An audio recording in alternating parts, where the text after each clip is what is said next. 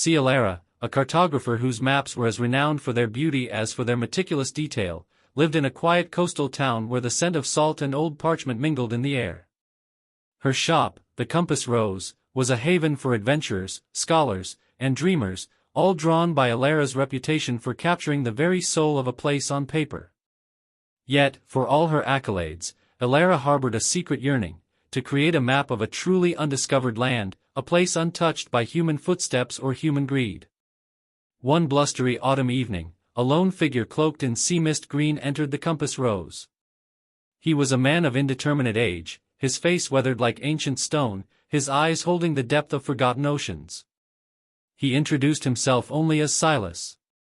From beneath his cloak, he produced a scroll of aged, brittle vellum. "I hear you are the one who can draw what cannot be seen," he rumbled, his voice like distant thunder. Alara unrolled the scroll with practiced hands. It wasn't a map, not in the traditional sense. It was a chaotic swirl of symbols, constellations that defied the known sky, fragmented verses in a language she didn't recognize, and faint, shimmering lines that seemed to pulse with an inner light. "What is this?" she whispered, her heart quickening. "A path," Silas replied, his gaze unwavering. "To a place beyond any chart. A place where the world truly begins, or truly ends, depending on your spirit." He spoke of an ancient legend, of a land that appeared only to those who sought it with an open heart, a place where reality itself was fluid, and true answers lay hidden not in physical landmarks, but in self-discovery. He offered no gold, no jewels, only a whispered promise of an unparalleled challenge and the ultimate reward, a map to nowhere, and thus, a map to everywhere. Intrigued beyond measure, Alara accepted. For weeks, she pored over Silas's cryptic scroll, her usual precise methods useless. This wasn't about triangulation or surveying, it was about intuition, about deciphering whispers from the wind and the patterns of starlight.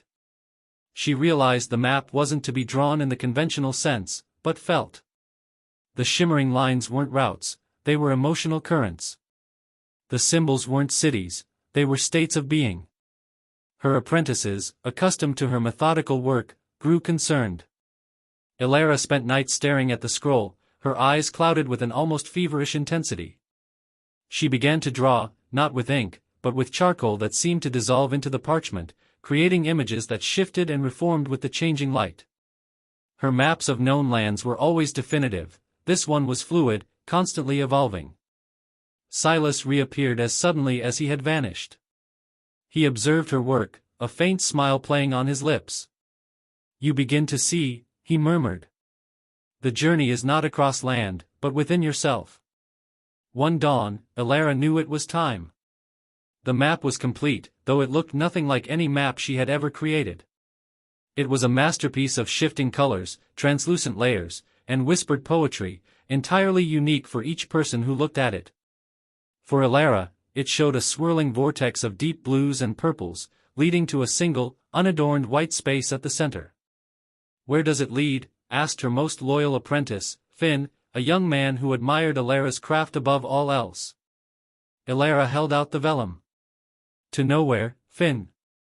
And everywhere." Taking only her completed map, a simple compass, though she suspected it would be useless, and a small satchel, Alara embarked on her journey.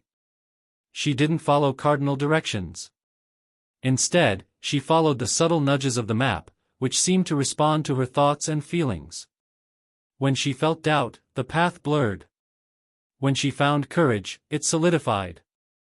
Her journey led her not to distant mountains or uncharted islands, but to places within her own known world that she had never truly seen. She spent days in silent forests, listening to the ancient whispers of trees. She sat by roaring rivers, feeling the relentless flow of time. She encountered strangers, not as obstacles, but as reflections of herself, each interaction revealing a new facet of her own personality. The landmarks on her map became moments of introspection, a deep canyon that represented her past regrets, a sun-drenched meadow symbolizing forgiveness, a turbulent sea reflecting her anxieties. With each destination, the white space at the center of her map seemed to grow larger, brighter. Finally, after what felt like an eternity, but was perhaps only a few weeks, Alara reached the center. It wasn't a physical place. It was a profound, serene stillness within her own mind. The white space on her map glowed with an incandescent light, and within it, she saw nothing. And everything. She saw clarity, self-acceptance, and a deep understanding that the greatest adventures were not external conquests, but internal discoveries. The map to nowhere had led her to herself. She returned to Oakhaven a changed woman. She no longer sought undiscovered lands, for she understood that every corner of the world, and indeed, every person, held infinite layers waiting to be explored. Her shop, the Compass Rose, continued to thrive, but her new maps were different. They were infused with a subtle magic, guiding others not just to physical locations, but to moments of insight, to paths of empathy, and to the quiet understanding that the most profound journeys are often those that lead us back to ourselves. And sometimes, the most valuable map is the one that points not to a destination, but to the journey itself. Moral of the story: the most profound discoveries are often found not in external quests for new places or possessions, but in the internal journey of self-discovery and understanding. True fulfillment comes from within, and sometimes, the best path to everywhere is through nowhere at all.